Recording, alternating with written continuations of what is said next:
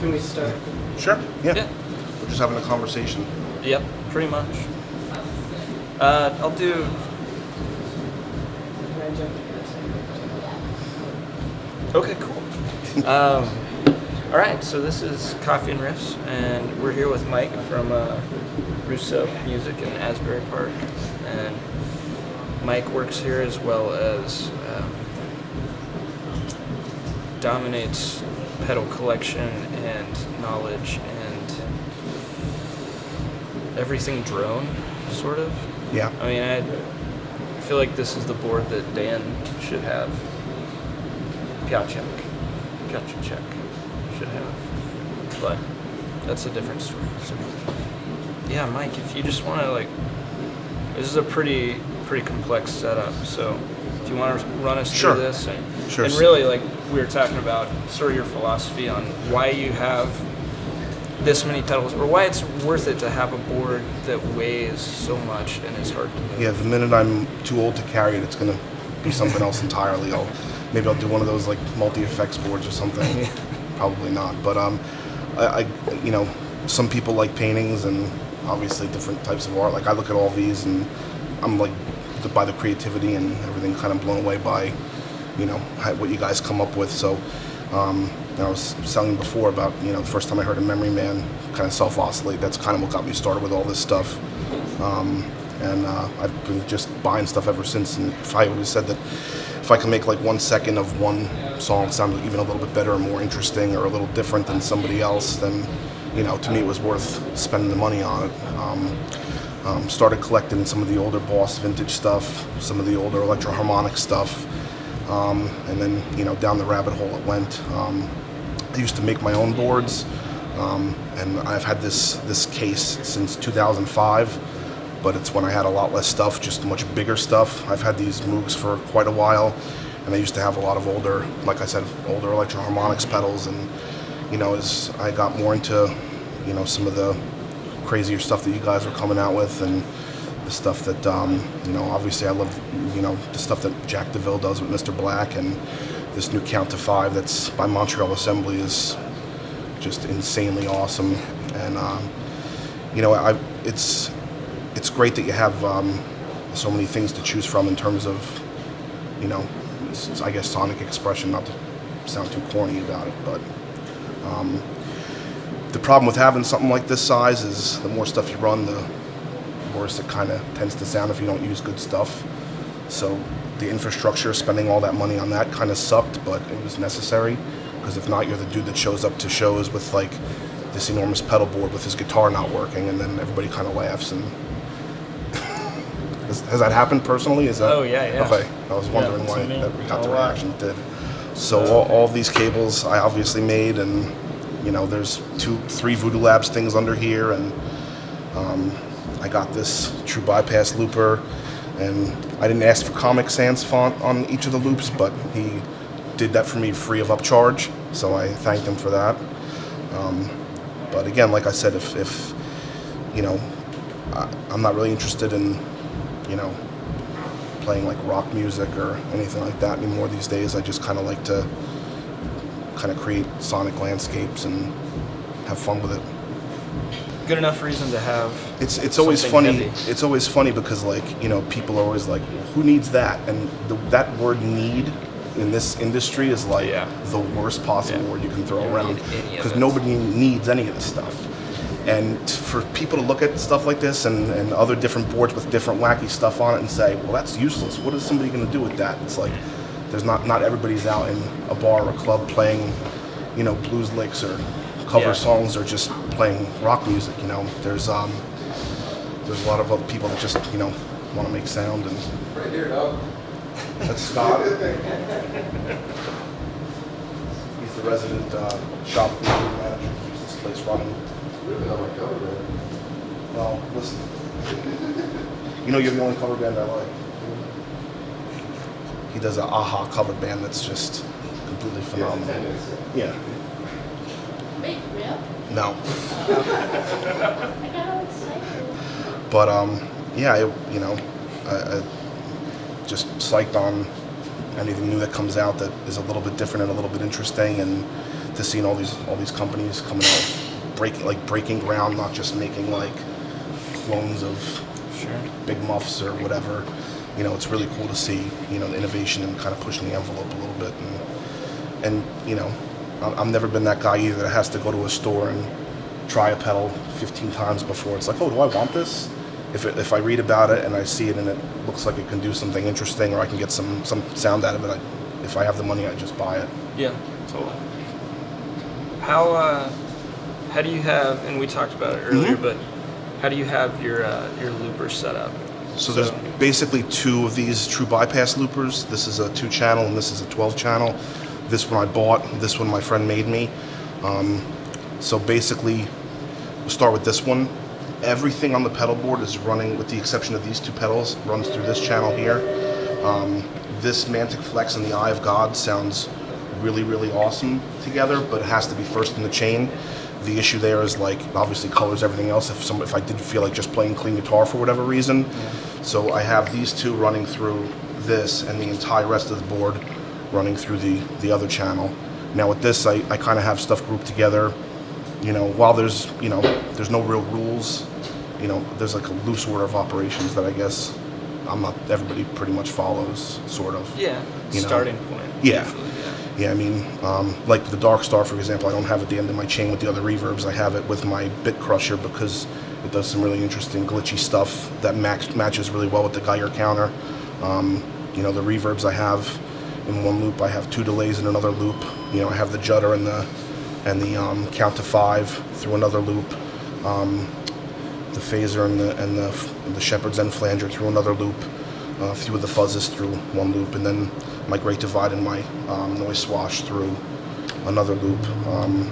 I keep these 2 filters through one loop, and I keep the ring mod on its own loop. And again, like I said, it's not fun to spend the money on something like this, but when you want to run this much stuff, it becomes almost necessary if you want a really clean signal.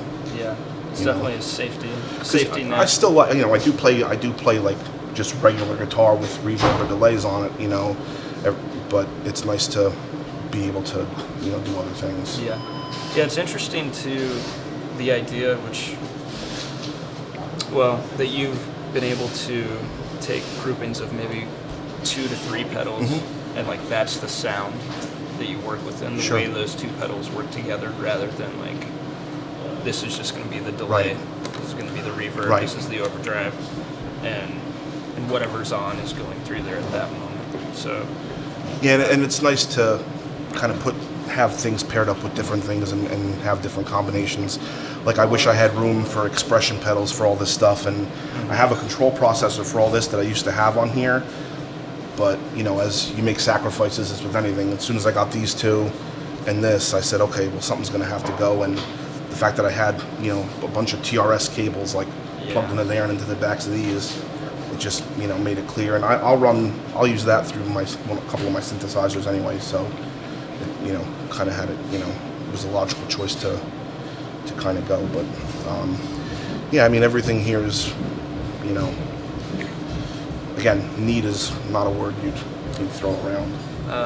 used by you. Used, Everything exactly. is- Well, that's just it too. And then people will see something like this, and the funniest thing is my cousin, who I'm in a project with out in Chicago. He always laughs because like the thing that we get with anybody that has a larger setup like this is I bet he doesn't gig with it. Yeah. And that's like his favorite hashtag to use, because for somebody else who has no idea about what else might be going on in the world besides their own little musical circle, to look at this and assume that this is used in the same application that they might use their Crybaby, their 3 low gain overdrive pedals, their tuner, you know, and their delay, it's not even remotely the same thing. Yeah. I mean, I'm astounded and jealous of the whole thing. But let's walk through these real Sure. quick, especially that one. Sure. So this is made by a guy named, if I mispronounce his last name, I apologize, Jamie LeBose out of California. It's an analog percussion synth. You could play it 3 different ways. It has, it takes any kind of input signal. It's got light sensitive photocell, and it's got a piezo pickup inside. and it's got different sweeps and modulation knobs and things like that to really get almost, you know, any kind of real percussive sound out of it. It's just a ton of fun. Yeah. You know, anything from like just a basic clock, like metronome type click click click that you want to feed into here. You can get all sorts of crazy stuff, or you know, you can feed anything you want signal wise through here, and it'll sound pretty awesome and super far out. Yeah. Yeah, we'll need to get our hands on that. Yeah. And this guy you used for some stuff. Yeah, so this is one of my favorite companies, Electrofaustus. They're out of Long Island. They make, or Patchogue, I think, which is, I think, in Long Island. My geography of New York is a little off. Kathy, you want to help with that? Patchogue, is that Long Island or is that other part of New York? Yeah, from California. Sorry. Yeah. All right. Well, anyway, New York in general. These are 6 independent oscillators that you can tune to whatever note you want. Master volume, master on-off switch. This is a voltage sag, and this is a tone knob. This is great for adding texture and layers to things. I like to set it, if I know that I'm going to be playing in a certain key or utilizing a certain chord, I'll set each of these oscillators to a different note and then turn them off and on, you know, as I kind of go, to give it a little bit of, you know, layer, Yeah. in other words. But you can also get pretty nasty with it with the voltage sag and have it sound pretty spastic and noisy too, which is nice. And this again is from Electrofaustus. It's called their Blackfly. It's basically a contact mic inside of a metal box with 4 springs. And the idea is, I guess, for me, is like throwing a spring reverb down a flight of stairs. It's got the SWAT here, which you can kill the signal. And this is basically acts as like a tone knob, but also tons of fun. The mic is super sensitive, so it took me a while to kind of figure out that I shouldn't have it around other things that make sounds, but it's also pretty cool. Yeah. Like if you put like, I don't know, if you were using a field recording, for example, and you had something recorded on your phone or any other recording device, and you put it on here, it would literally, the contact mic is strong enough to pick it up and have the strings reverberate around it to get some really, really interesting textures and really, really cool stuff. But again, like, you know, is this going to be used in a bar and a club for, you know, a 30-minute set? No, but it's really cool, you know? That it is. That's all that matters. Yeah, exactly. That's cool. Yeah. What else do we need? What else do we got? We got a Boss loop station. Yeah. I know they're a little bit out of fashion now, and the Dittos are all the thing, but I had the first RC20 when it came out. Yeah. It's kind of like I learned on that, and I'm afraid to go to another platform. Maybe like the last PC user in the world, you Yeah. know? I guess something kind of similar to that. I had the RC20, it broke, and then TC Electronics sent us Dittos, so we were like, yeah, why not? So I should maybe contact them Yeah. and say, you sent one to Brady, you should send one to me too. Yeah, just be like, hey, look at Brady this video. said, maybe I'll trade him that Best of Toto book for one, and maybe they'll let me take one there. Probably already have it. Yeah, and this is just a little expression knob that I have going into the count to 5. And you could, obviously with this expression switch, you can set the parameters to any one of the various knobs. I think I have it right now. I had it in the direction all the way back. And again, I can't say enough about that one. Did you use that one in the... I did, Okay. yeah. Sometimes it's hard to pinpoint what Right. noise it's making. Yeah, I had it kind of set so it was reversed, but like really high pitched. So it's in there somewhere. Yeah. And again, like I said, this thing is really awesome too, and I love the particle as well. A really, really interesting take on a granular, you know, delay, and it does some great pitch shifting too. Obviously, in a 10 to 9 to 15 minute segment, it's hard to cram all this stuff in. Sure. But Sure. you know, it's like I said, it's just a lot of fun. Sweet. Thank you. Dude, thanks for doing that. Thank you for having me. Thanks for coming. Yeah. We can probably squash that down to 2 minutes. Yeah, minute and a half, Yeah. 45 seconds. Yeah.